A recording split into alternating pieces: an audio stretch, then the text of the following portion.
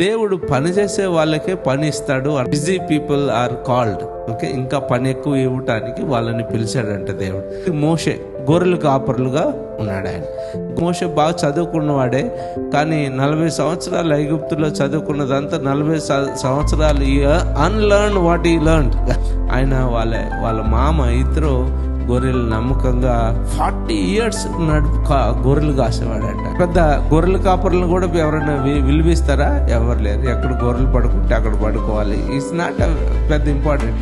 కానీ దేవుడు ఆయన్ని అక్కడ చూసి ఆయన్ని పిలుస్తాడు. 40 long years ఆఫ్ ట్రైనింగ్ మోషేకి కావాల్సి వచ్చింది దేవుడు. ఎందుకంటే మోషే కోపం ఎక్కువ, మోషేకు బలం ఎక్కువ, మోషే ఆ గర్వం, హోదా అవన్నీ ఉన్నాయి. కానీ గొర్రెల కాపరులుగా ఆయన చేయటంలో దేవుడికి నమ్మకస్తుడిగా కనపడి మరి ఇశ్రాయేలీయులను నడిపించే నాయకుడిగా ఎన్నుకున్నాడు. ఎప్పుడన్నా మోషే ఊహించుంటాడా?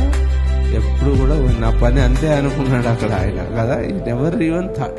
కానీ హీ వాజ్ ఫెయిత్ఫుల్. దేవుడు మరి మిమ్మల్ని ఒక పెద్ద పనికి పిలిచే ముందు దేవుడు ఒక చిన్న పని నీకు టెస్టింగ్గా ఇస్తాడేమో కదా. కాబట్టి 40 సంవత్సరాలు ఆయనకు అనేక తరబీదులు ఇచ్చాడు. ఇశ్రాయేలీయుల్ని ఎలాగా పరిపాలించాలి, గొర్రెల్ని ఎలాగా కేర్ తీసుకోవాలో, అలాగా ఈ పిల్లల్ని ఒక కాపరిగా నీకు ఎలాంటి లక్షణాలు ఉండాలో అవన్నీ కూడా ఆయన నేర్పించి ఆయన ఒక పెద్ద పనికి పిలిచే ముందు ఒక చిన్న పనిలో నమ్మకత్వాన్ని ఆయన చూశాడు.